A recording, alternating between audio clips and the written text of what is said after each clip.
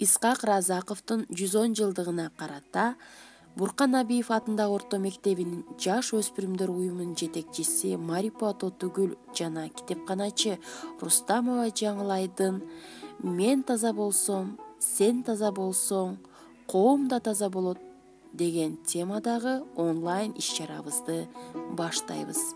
Саламатсыздарбы? Бүгүнкү иш-чарабыздын максаты Исқақ Разақовтың өмүр жолун, ишмердүүлүгүн, учкул сөздөрүн эскерүү менен биргеликте балдарыбызды мекенди сүйүүгө, адилеттүү болууга чакырабыз.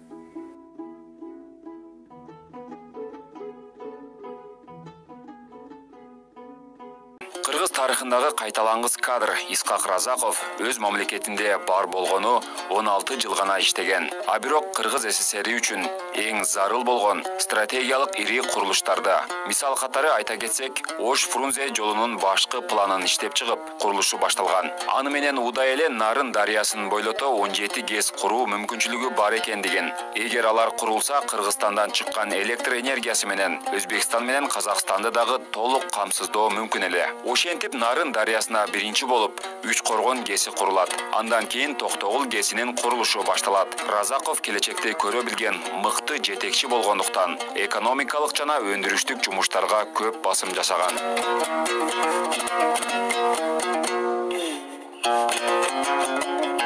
Исқақ Разақов 1910 жылы Лейлек районундагы Коросон айылында карапайым шахтердун үй бүлөсүндө туулган. 3 жашында апасы Жамиля, 5 жашында атасы Разактан ажырап, томолой жетим калат. Разақовду Ходжентеги балдар үйүнө таякеси Абдылда жеткирет. 8 жаштагы өспүрүм балдар үйүндө орус тилин мыкты өздөштүрүп, жаш экенине карабай, терең билим алууга жетишет. Бул тууралуу ал өзүнүн күндөлүгүндө балдар үйүнө келгенден кийин жашоом өзгөрө баштады деп эскерген жайы бар. Андан кийин Ташкенттеги Жатак мектеп гимназиясында билим алып, Самаркандтагы Агартуу институтуна тапшырат. Ошол эле окуу жайдын кафедрасында жумушка орношот. Ал партиялык иш-чараларга активдүү катышып, уюштургуч сапаттары менен көп ийгиликке жетишет. 1936 жылы Москвадагы мамлекеттик пландоо институтуна жолдомо алат. Окууну аяктап, кайра Өзбекстанга жөнөтүлүп, мамлекеттик пландоо комитетинин бир бөлүмүнө жумушка орношуп, катардагы кызматкерден мамлекеттик пландоо комитетинин төрагалыгына чейин жетет. Ошондой эле Өзбекстандагы жетекчи кызматтарды аркалай баштайт. 1945 жылы 4 ноябрда КПСС БКнын саясий бюросунун чечими менен Совет өкмөтү Исқақ Разақовду Кыргызстан министрлер советинин төрагалык кызматына жөнөткөн.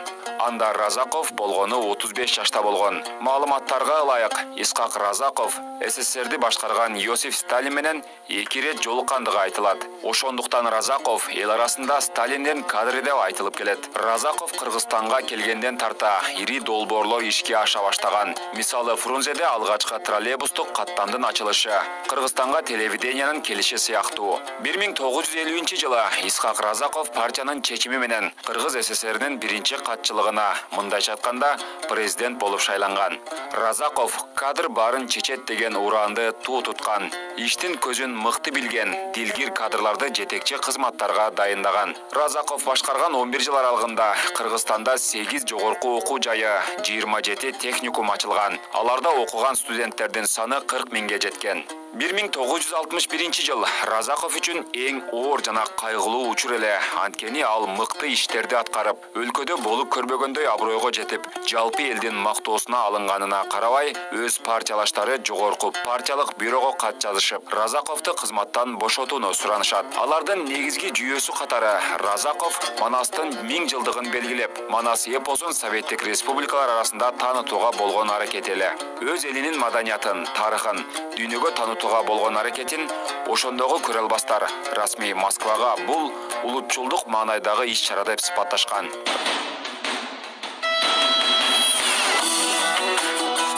Исқақ Разақовға Кыргызстанды согуштан кийинки оорчулук жылдардан алып чыгып кетүү жоопкерчилиги жүктөлгөндө ал болгону 35 жашта экен. Республиканы башкарган 16 жылда ага жана анын жолдошторуна Кыргызстанды Советтер Союзундагы күчтүү республикалардын бирине айлантуу бактысы туш келди. Жалпы алганда кыска мөөнөттө 1945-60 жылдарда 59 завод жана фабрика, 46 цех жана участка курулуп, пайдаланууга берилген жана реконструкциялоодон өткөрүлгөн. Мындай курулуштардын маселе көйгөйлөрү жалаң гана Москвада чечилип калган. Ал доор жана кичинекей Кыргызстан үчүн бул аябагандай эле чоң жетишкендик, чоң жеңиш болгону талашсыз. Ал республиканы башкарган жылдарда Кыргызстандын эл чарбасы жаңы 20 ири өнөр жай объектисине ээ болду. Алардын ар биринин артында Москвадагы жетекчилерди ынандыруу, көндүрүү жана ишти баштоого макулдук алуунун кызылдай кыйынчылыктары, күн тынымы жана түн уйкусу кем учурлар көп турганы айтпаса да белгилүү. Лебединовка, Аламүдүн, Үч Коргон ГЭСтери, Кызылкыя жана Сүлүктүдөгү жаңы шахталар, Түстүү металлургиянын канттагы рудниги, Кыргыз автомаш, Оштогу электромеханикалык завод, Фрунзедеги ремонттук механикалык жана асфальт бетон заводу, Таластагы кирпич черепица заводу, Фрунзе ТЭЦ,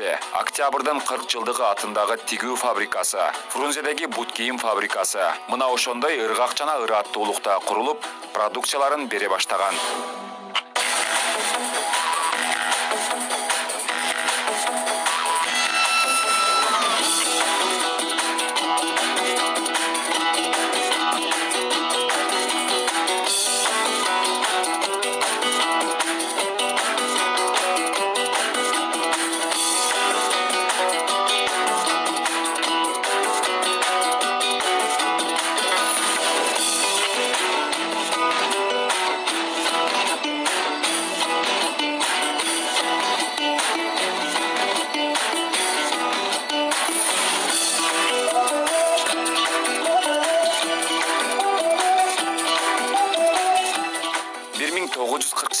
Жылы жалпы узундугу 172 чакырымды түзгөн кант балыкчы темир жолу бүткөрүлүп, ал эми 1950-жылга барып, республикадагы темир жолдун жалпы узундугу 368 чакырымга жеткен. Орто Токой суу сактагычы Чоң Чүй каналынын курулуштары бүткөрүлүп, 3000ден ашуун гектар кайрак жер өздөштүрүлүп, аларга миңдеген адамдар көчүп келген.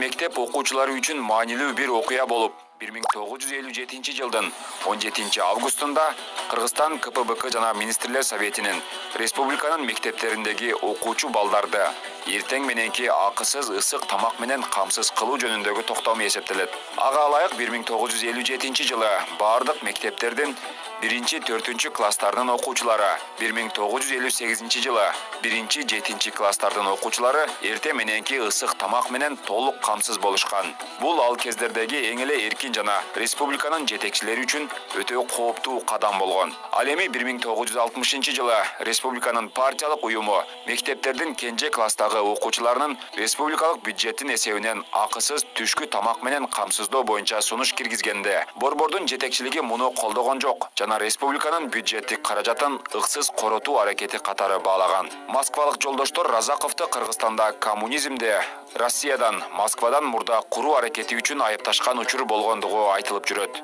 Исхак Разаковдун жогорудагыдай иш-аракеттери, өз улутуна жасаган камкордугу жана чыныгы жетекчинин харизматикалык жөндөмү, талашсыз авторитети жана жалпы элдик жакшы атак даңкы көрө албастардын көңүлүнө көк таштай тийип, анын кызматтан алынып Кыргызстандан чыгып кетиши үчүн колдон келген бүт баарын жасашкан.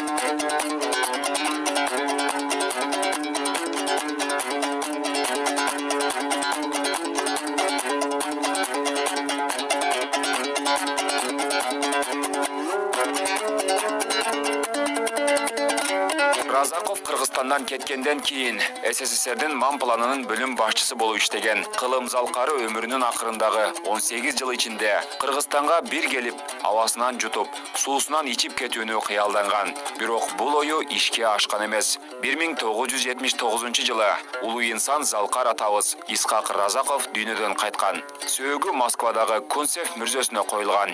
2000 жылы ошол учурдагы президент Аскар Акаевдин демилгеси менен Разаковдун сөөгү Кыргызстанга алынып келинип, бардык жөрөлгөлөрү менен жерге берилген.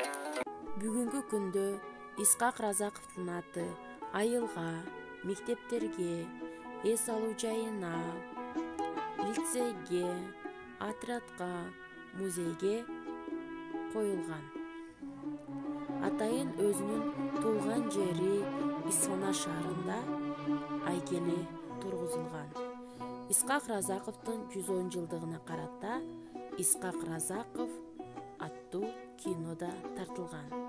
Ал эми Разаков таануу сабагы Гапыр Мадаминов тарабынан иштелип чыккан.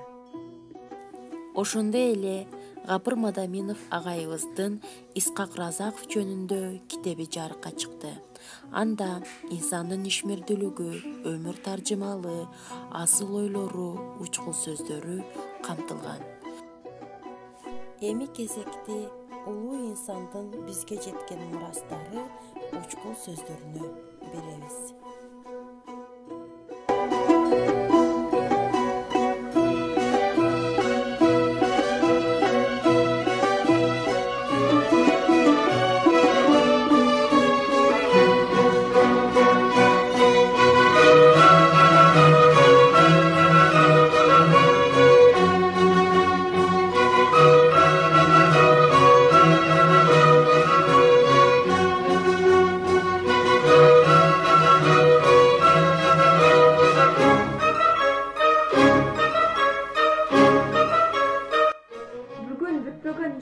Эртең бүтүрүү үчүн аны дал бүгүн пландаштырып, бүгүн ойлонуу зарыл. Ак иштеген адам акыры жамандык көрбөйт. Эмгек бар жерде жылыш бар, жылыш бар жерде ырыс бар. Мен эмне иштеп, эмне бүтүрдүм. Ким үчүн кызмат кылдым. Ошонун бардыгына эл өзү калсын. Жалкоолонбой, кичине тырышсак эле баштаган ишибиз бүтүп кетет. Бизге тырышчаактык жетишпейт. Туура айтасыңар балдар. Бул учкул сөздөр бизди күчтүү, калыс, көрөгөч, аракетчил, адамгерчиликтүү, эмгекти сүйгөн, эл камын ойлонгон, улуу инсан болуп жетишүүбүзгө чоң жардам берет деп ойлоймун. Ушуну менен Исхак Разаковдун 110 жылдыгына арналган онлайн иш-чарабыз аягына чыкты. Көңүл бурганыңыздар үчүн чоң рахмат.